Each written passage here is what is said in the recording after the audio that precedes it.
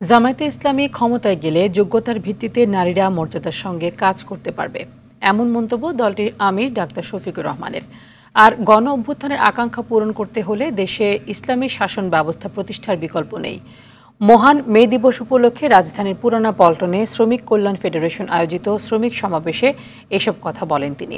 সমাবেশে শ্রমিকদের উদ্দেশ্যে জামায়াতের সেক্রেটারি জেনারেল মিয়া গোলাম পরওয়ার বলেন, নতুন বাংলাদেশে শ্রমিক ও মালিকের বন্ধন অটুট রেখে দেশের অর্থনৈতিক চাকা সচল রাখতে হবে। স্বাধীনতার এত বছরেও শ্রমিকের ন্যায্য অধিকার প্রতিষ্ঠিত হয়নি বলেও মত তাঁর।